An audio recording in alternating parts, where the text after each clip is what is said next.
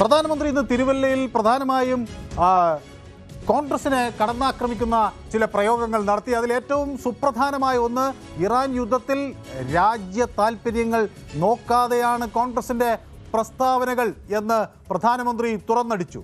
പശ്ചിമേഷ്യയിൽ നടക്കുന്ന യുദ്ധം കോൺഗ്രസിൻ്റെ പദ്ധതികൾ പുറത്തു കൊണ്ടുവന്നു എന്ന് പ്രധാനമന്ത്രി ആരോപിച്ചു. ഗൾഫ് സൗഹൃദം ഇന്ത്യക്കുണ്ട്, അത് തകർക്കാനുള്ള പ്രസ്താവനകളാണ് കോൺഗ്രസ് നടത്തുന്നത് എന്നായിരുന്നു പ്രധാനമന്ത്രിയുടെ ഏറ്റവും പ്രധാനപ്പെട്ട ആരോപണം. എല്ലാവരുടെയും സുരക്ഷയാണ് രാജ്യം പ്രധാനമായി ഉറ്റുനോക്കുന്നത്, അപ്പോഴാണ് ഇത്തരം പ്രസ്താവനകൾ കോൺഗ്രസ് നടത്തുന്നത് എന്നാണ് പ്രധാനമന്ത്രി ആരോപിക്കുന്നത്.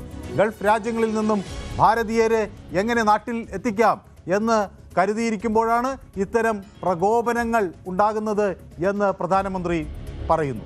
തിരഞ്ഞെടുപ്പ് വരും പോകും, പക്ഷേ അതല്ല പ്രശ്നം എന്ന് പ്രധാനമന്ത്രി ചൂണ്ടിക്കാണിക്കുകയും ചെയ്യുന്നു. ഏതായാലും പ്രധാനമന്ത്രി ഇത് പറയുമ്പോൾ ഇന്ന് പ്രധാനമന്ത്രിയെയാണ് രൂക്ഷമായി ഇന്ന് രാഹുൽ ഗാന്ധി ആക്രമിക്കുന്നത്. പ്രധാനമന്ത്രി നരേന്ദ്രമോദിയെ നിയന്ത്രിക്കുന്നത് US പ്രസിഡന്റ് ഡൊണാൾഡ് ട്രംപ് ആണ് എന്നാണ് രാഹുൽ ഗാന്ധി പറയുന്നത്. ഡൊണാൾഡ് ട്രംപ് മോദിയോട് ചാടാൻ പറഞ്ഞാൽ മോദി ചാടും എന്നൊക്കെ രാഹുൽ പരിഹസിക്കുന്നു. ട്രംപ് മോദിയെ നിയന്ത്രിക്കുന്നത് പോലെ മോദി പിണറായി വിജയനെയും നിയന്ത്രിക്കുന്നു എന്ന് രാഹുൽ വീണ്ടും ആവർത്തിച്ച് പറയുകയാണ്. അപ്പോൾ കട്ടപ്പനയിലെ തെരഞ്ഞെടുപ്പ് പ്രചരണത്തിൽ ഒക്കെ ഈ പ്രതികരണങ്ങൾ ഉണ്ടായി. ഏതായാലും ഇന്ന് നമുക്ക് നോക്കാം ആ രണ്ട് പരസ്പരം ഏറ്റുമുട്ടുന്ന തരത്തിലുള്ള മോദിയുടെയും രാഹുലിൻ്റെയും പ്രതികരണങ്ങൾ.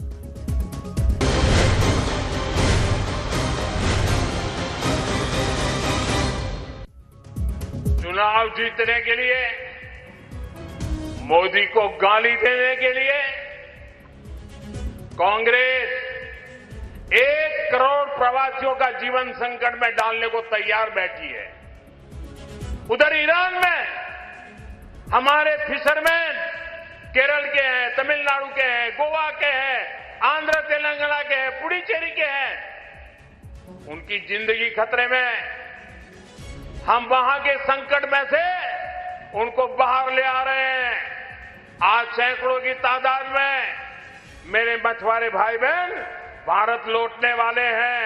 हमारे लिए उनकी जिंदगी बचाना ये महत्वपूर्ण है। बयानबाजी करने के लिए अरे बहुत मौके आएंगे, अभी तो हमारे लोगों की, हमारे मछुआरे भाई बहनों को हमें जिंदा वापस लाना है। कांग्रेस को इन सारी चीजों से कोई लेना देना नहीं। बस चुनाव चुनाव चुनाव।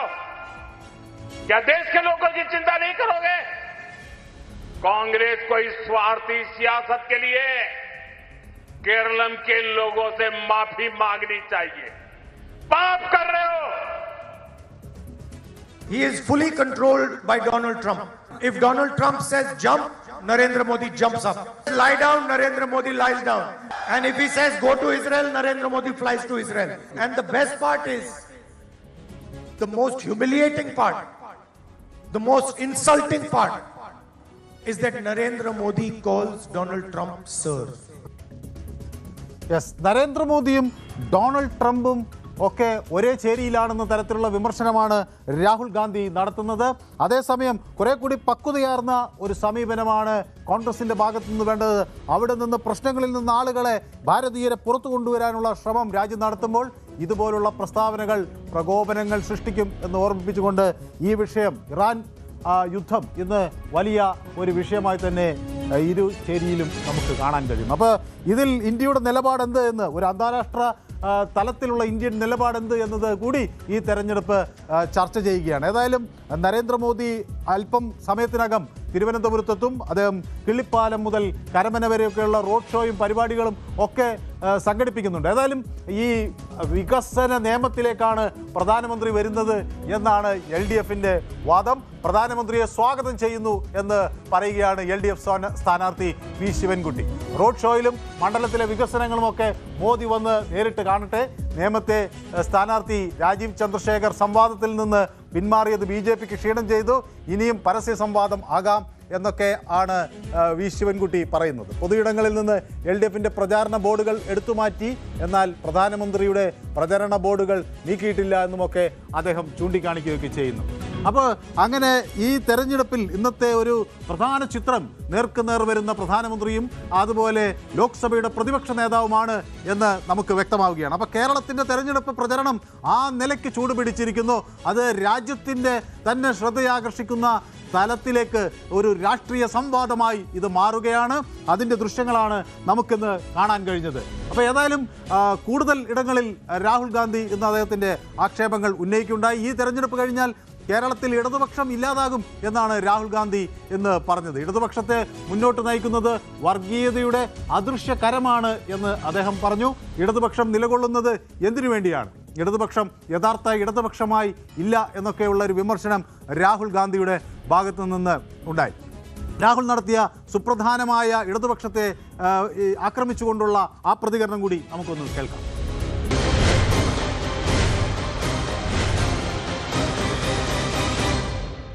There is a hidden hand today that is running the LDF government. The hidden hand is communal. It does not accept the Constitution of India. It divides the people of India. It attacks the people of India, humiliates the people of India. After the election, there will be nothing left of the left front. Frankly, there is nothing left about the left front. സ്വാഭാവികമായും അതാണ് രാഹുൽ ഗാന്ധി ഇന്ന് ആക്ഷേപിക്കുന്നത്. Left ഫ്രണ്ടിൽ ഒന്നും ഇനി ലെഫ്റ്റായി ഇല്ല എന്നാണ് അദ്ദേഹത്തിൻ്റെ പ്രതികരണം. ജി സുധാകരൻ CPM വിട്ട സാഹചര്യം അദ്ദേഹം പരാമർശിച്ചു. രാഹുൽ ഗാന്ധി പറയുന്നത് UDF ആശയപരമായ ഒരു മാറ്റമുണ്ടായി എന്നാണ്. അത് ജി സുധാകരൻ അങ്ങനെയാണ് കോൺഗ്രസ് വേദിയിലെത്തുന്നത് എന്ന് അദ്ദേഹം പറയുന്നു. നയങ്ങളിൽ ഒരു മാറ്റം വന്നിട്ടുണ്ട് എന്നതാണ് ജി സുധാകരൻ്റെ മാറ്റം. ഇടതുപക്ഷത്തെ നേതാക്കൾക്ക് ഇത് മനസ്സിലാവുകയാണ്. അവസരവാദ നയം സ്വീകരിക്കുന്നവർ LDFൽ തുടരുന്നു. പ്രത്യയശാസ്ത്രത്തിൽ വിശ്വസിച്ചവർ വഞ്ചിക്കപ്പെടുന്നു എന്നാണ് രാഹുൽ ഗാന്ധി പറയുന്നത്. ഇടതുപക്ഷത്തിൻ്റെ ഭാഗമായിരുന്ന മുതിർന്ന നേതാവ് ഇന്ന് നമുക്കൊപ്പമുണ്ട് എന്ന് പറഞ്ഞുകൊണ്ട് അദ്ദേഹം ജി സുധാകരനെ ചൂണ്ടിക്കാണിക്കുന്നു. ഈ വേദിയിൽ ഇരിക്കാൻ ജി സുധാകരൻ ഇരിക്കാൻ ഒരു കാരണമുണ്ട് എന്ന് പറയുന്നു. അത് പെട്ടെന്നെടുത്ത ഒരു തീരുമാനമല്ല, അത് അവസരവാദപരമായ ഒരു നിലപാടുമല്ല എന്ന് രാഹുൽ ഗാന്ധി പറയുന്നു. അത് അടിസ്ഥാനപരമായി ഒരു മാറ്റം LDFന് സംഭവിച്ചു എന്ന് അദ്ദേഹം ചൂണ്ടിക്കാണിക്കുകയാണ്. ആലപ്പുഴയിലെ UDF തെരഞ്ഞെടുപ്പ് പ്രചരണ പരിപാടികൾ സംസാരിക്കുമ്പോഴായിരുന്നു ഈ പ്രതികരണം. രാഹുൽ ഗാന്ധി കേരളത്തിൽ CPI BJP ബന്ധം ഉണ്ട് എന്ന തരത്തിലുള്ള ആക്ഷേപം ഉന്നയിക്കുന്നു. ഇടതുപക്ഷത്തുള്ള രണ്ട് വിഭാഗം നേതാക്കളെക്കുറിച്ച് അദ്ദേഹം പറയുന്നു. അവസരവാദ നിലപാടുകളുള്ള നേതാക്കൾ ഒരു വിഭാഗമുണ്ട്. അവർ BJP എന്നല്ല ആരുടെയും സഹായം നേടാൻ തയ്യാറായി നിൽക്കുന്നവരാണ്. ഇടതു പ്രത്യയശാസ്ത്രത്തിൽ വിശ്വസിക്കുന്ന വിഭാഗം ഇന്ന് അമ്പേ ചതിക്കപ്പെട്ടിരിക്കുന്നു എന്നാണ് രാഹുൽ ഗാന്ധി പറയുന്നത്. RSSനെ താൻ എതിർക്കുന്നു. അതുകൊണ്ട് തന്നെ തൻ്റെ പേരിലുള്ള 38ഓളം കേസുകളെക്കുറിച്ച് രാഹുൽ ഗാന്ധി ഇന്ന് ആവർത്തിച്ച് പറയുന്നത് പല ഘട്ടങ്ങളിലായി രാഹുൽ ഗാന്ധി പറയുകയാണ്. ഇത് BJPയും നരേന്ദ്രമോദിയും തമ്മിലുള്ള BJPയും നരേന്ദ്രമോദിയും ചേർന്ന് കോൺഗ്രസിനെ എങ്ങനെയാണ് വേട്ടയാടുന്നത് എന്നതിൻ്റെ ഒരു സൂചനയായാണ് അദ്ദേഹം കാണിക്കുന്നത്. BJPക്കെതിരായി ഉള്ളൊരു പോരാട്ടത്തിലാണ് താൻ എന്നും അതിൽ നിന്ന് പിന്മാറില്ല എന്നും ആക്രമിക്കുന്നത് എന്തുകൊണ്ടാണെന്ന് അറിയാം എന്നുമൊക്കെ അദ്ദേഹം പറയുന്നു. അതേസമയം ഈ ആക്രമണം മുഖ്യമന്ത്രി പിണറായി വിജയന് നേരെ ഇല്ല. അത് എന്തുകൊണ്ട് മുഖ്യമന്ത്രിയെയും കുടുംബത്തെയും ഒന്നും ആക്രമിക്കുകയോ കുറ്റപ്പെടുത്തുകയോ ചെയ്യാത്തത് എന്തുകൊണ്ട് എന്ന് ചോദിക്കുന്നു. അയ്യപ്പൻ്റെ സ്വർണ്ണമാണ് ഇവിടെ കവർന്നിട്ടുള്ളത്. കേരളത്തിൽ വന്ന് പ്രധാനമന്ത്രി ഇതിനെക്കുറിച്ച് ഒന്നും മിണ്ടുന്നില്ല എന്നൊക്കെയുള്ള വിമർശനം പ്രധാനമായി ഉന്നയിക്കുകയാണ്. ദൈവത്തെ പോലും മോദി മറന്നു എന്ന് പറയുന്നു. ഇടതുപക്ഷത്തെയും മുഖ്യമന്ത്രിയെയും സഹായിക്കുകയാണ് ഇപ്പോൾ BJP ചെയ്യുന്നത് എന്നൊരാക്ഷേപം രാഹുൽ ഗാന്ധി മുന്നോട്ട് വയ്ക്കുകയാണ്. രാജ്യത്ത് ഇടതുപക്ഷം BJPക്ക് ഒരു വെല്ലുവിളിയേ അല്ല എന്ന് മോദിക്കറിയാം. അതുകൊണ്ടാണ് ആ നിലപാട് സ്വീകരിക്കുന്നത് എന്ന് രാഹുൽ ഗാന്ധി പറഞ്ഞു വയ്ക്കുകയാണ്. അപ്പോൾ ഇവിടെ LDF സർക്കാരിന് ജനങ്ങളുമായി ബന്ധമില്ലാതായിരിക്കുന്നു എന്നൊക്കെ ഉള്ള ചില രൂക്ഷമായ ആരോപണങ്ങളും അതിൻ്റെ മുന്നിൽ രാഹുൽ വയ്ക്കുകയാണ്. മയക്കുമരുന്നിൻ്റെ തലസ്ഥാനമായി കേരളം മാറുന്നു എന്ന് പറയുന്നു. കർഷകരും കയർ തൊഴിലാളികളുടെയും ഒക്കെ ജീവിതത്തെ രാഹുൽ ഗാന്ധി എടുത്ത് പറയുന്നു. സംസ്ഥാനത്ത് ന്യൂനപക്ഷം ആക്രമിക്കപ്പെടുന്നു എന്ന് അദ്ദേഹം പറയുന്നു. കേരളത്തിൽ നിന്നുള്ള കന്യാസ്ത്രീകളടക്കം ആക്രമിക്കപ്പെട്ട സംഭവങ്ങൾ രാഹുൽ ഗാന്ധി ചൂണ്ടിക്കാണിക്കുന്നു. ഇതൊക്കെ ഒപ്പം തന്നെ മോദി മന്ത്രിസഭയിലെ പല പ്രമുഖരും എപ്സ്റ്റീൻ ഫയലുകളിലുണ്ട് എന്ന് അദ്ദേഹം പറയുന്നു. അതാണ് ട്രംപ് പറയുന്നതെല്ലാം മോദി നടപ്പിലാക്കുന്നത് എന്ന് അദ്ദേഹം പറയുന്നു. ഒപ്പം കേരളത്തിലെ ശക്തി സ്ത്രീകളാണെന്ന് രാഹുൽ ഗാന്ധി എടുത്തു പറയുന്നു. UDF പ്രകടന പത്രികയിൽ അതുകൊണ്ടാണ് സ്ത്രീകൾക്ക് മുൻഗണന നൽകുന്നത്, നെല്ലിന് താങ്ങുവില നൽകുന്നതിനെ സംബന്ധിച്ചും കർഷകർക്ക് നൽകുന്ന നേട്ടങ്ങളെ സംബന്ധിച്ചുമൊക്കെ രാഹുൽ ഗാന്ധി എടുത്തു പറയുന്നു. റബ്ബർ, കശുവണ്ടി മേഖലയ്ക്കുള്ള പ്രത്യേക പാക്കേജുകളെക്കുറിച്ച് രാഹുൽ ഗാന്ധി പറയുന്നു. അങ്ങനെ കോൺഗ്രസ് എന്താണ് ഈ തെരഞ്ഞെടുപ്പിൽ ജനങ്ങൾക്ക് മുന്നിൽ വെക്കുന്നത് എന്നതിൻ്റെ സമഗ്ര ചിത്രം രാഹുൽ ഗാന്ധി